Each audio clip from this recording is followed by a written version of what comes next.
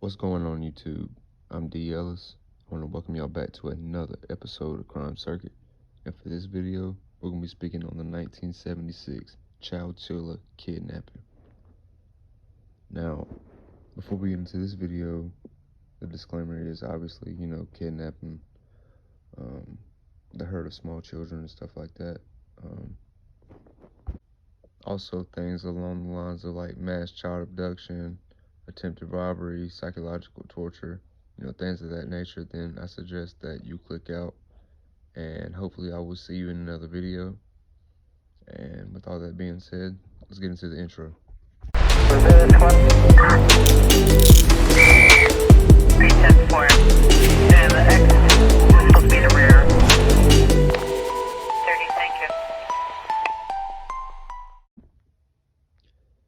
The 1976 Chowchilla kidnapping was an abduction of a school bus driver and 26 children, ages 5 to 14, in Chowchilla, California, United States, on July 15th of 1976.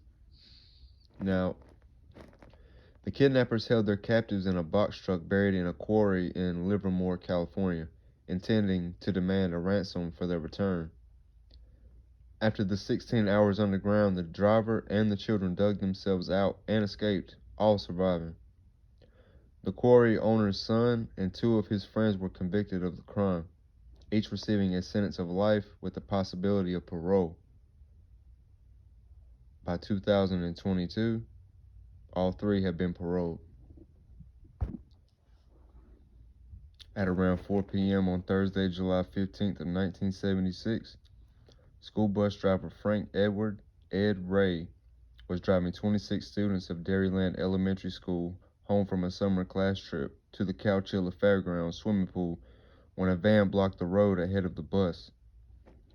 Ray stopped the bus and was confronted by three armed men with nylon stockings covering their face.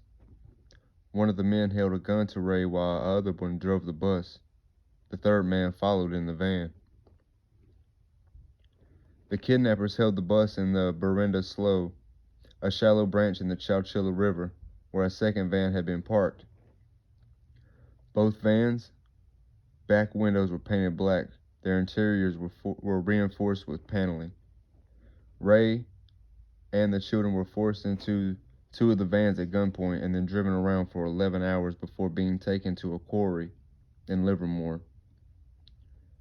There, in the early morning of July 16th, the kidnappers forced the victims to climb down a ladder into a buried, moving truck that they had stocked in with a small amount of food and water with some mattresses. Now, Ray and the other children later stacked the mattresses so that some of them could reach the opening at the top of the truck, which had been covered with a heavy sheet of metal and weighed down with 100-pound industrial batteries, Now, after hours of effort, Ray and the oldest boy, 14-year-old Michael Marshall, weighed the lid open with a piece of wood and moved the batteries. They then dug away the remainder of the debris blocking the entrance. 16 hours after they had entered the truck, the group emerged and walked to the quarry's guard shack near Shadow Cliffs Regional Park. Now moving on to the arrests and convictions, the quarry owner's son, 24-year-old Frederick Newhall Woods, quickly became under suspicion as one of the people who had keys to the quarry and enough access to have buried the moving truck there. He and two of his friends, brothers James and Richard Schoenfield, aged 24 and 22, had previously been convicted of motor vehicle theft, for which they had been sentenced to on probation.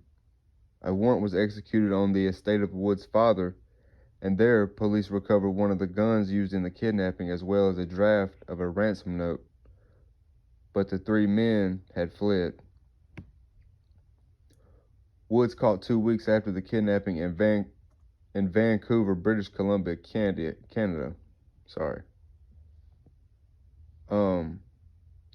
James Schoenfield had been captured earlier the same day in Molino Park, California. Now, while Richard Schoenfield had voluntarily turned himself into authorities 8 days after the kidnapping, the kidnappers had been unable to call in their intended ransom demand for $5 million, which is the equivalent to 23.8 million in 2021, because telephone lines to the Chowchilla Police Department were tied up with media calls and families searching for their children. They went to sleep at some point on July 16th and woke up that night on television news reports informing them that the victims had freed themselves and were safe. James Schoenfield later stated that despite coming from wealthy families, both he and Woods were deeply in debt.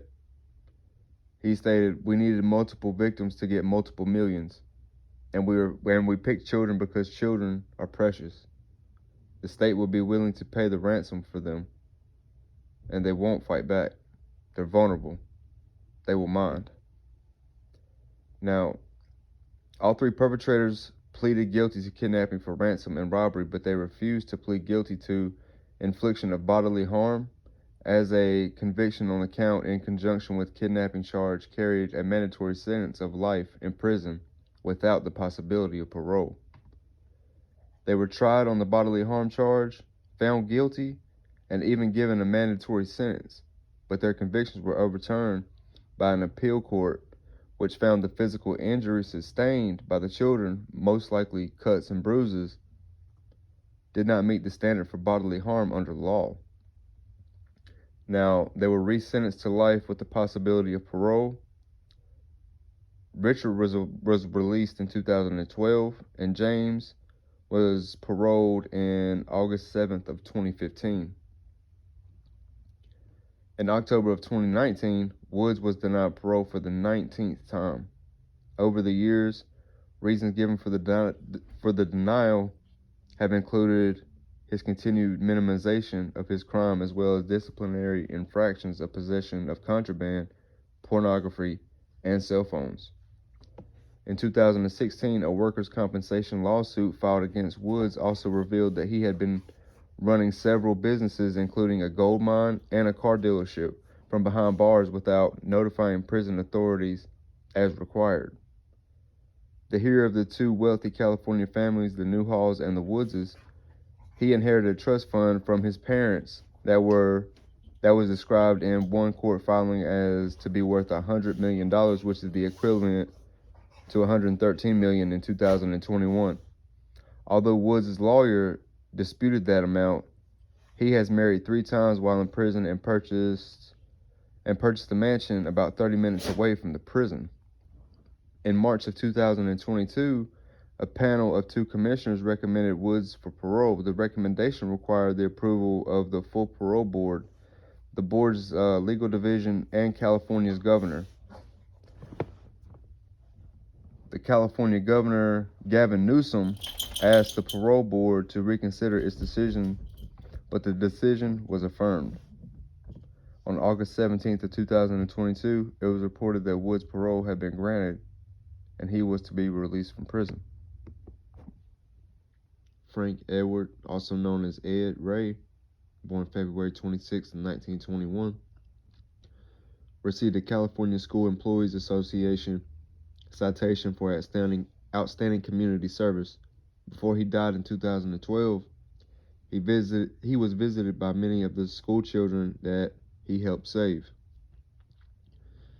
Now, in 2015, the Sports and Leisure Park in Chowchilla was renamed the Edward Ray Park, and every February 26th was declared Edward Ray Day in Chowchilla. A study found that the kidnapped children suffering from panic attacks, nightmares involving kidnappings and death, and personality changes. Many developed fears such as cars, the dark, the wind, the kitchen, mice, dogs, and hippies.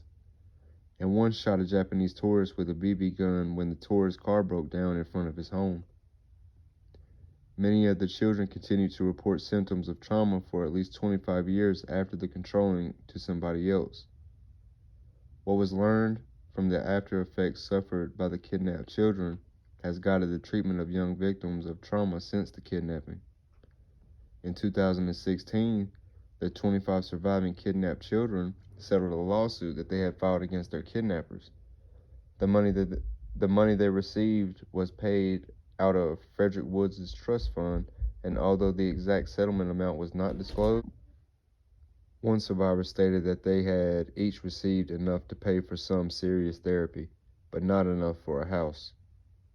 The abductors, Frederick Newhall Woods, age 24 during the kidnapping, was reportedly denied parole until August 22, when, at the age of 70, he was granted full parole. Now, James Schoenfield, age 24 at the time of the kidnapping, was paroled in 2015 at the age of 63. His brother Richard, age 22 during the kidnapping, was paroled in 2012 at the age of 57. Now, in popular culture, a 2-hour made-for-television movie about the event aired on ABC Network March 1st of 1920. March 1st. A 2-hour made-for-television movie event aired on ABC Network on March 1st, 1993, titled "They've Taken Our Children: The Chowchilla Kidnapping." It starred Carl Malden as the bus driver Ed Ray and Julie Harris as his wife. The Chowchilla kidnappings were featured on episode 7 of season 2 of the program House of Horrors, Kidnapped. Also in 2015, an episode of Inside Edition reunited some of the kidnapped women to tell their stories of the kidnapping. The bus from the kidnappings, which is now stored in Chowchilla Farm warehouse, was also seen in the episode. And in 2019, the television news magazine 48 Hours investigated the story in the episode Live to Tell: The Chowchilla Kidnapping. What's going on, YouTube? I'm D. Ellis. I hope you guys enjoyed this episode of Crime Circuit. My thoughts on this one, man, this one was insane. It's kind of like a crash dummy mission. For one, if I'm not mistaken, they weren't even in a financial debt really to have to do all that.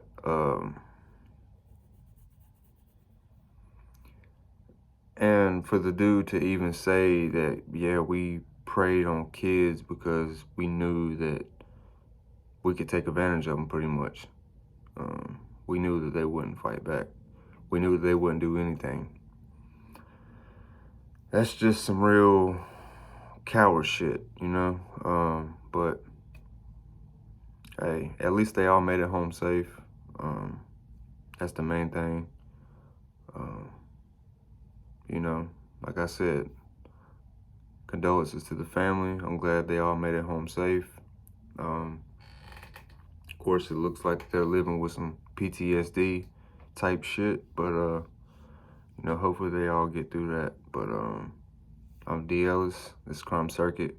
Make sure you guys like, share, comment, and subscribe. And thank you for watching this video.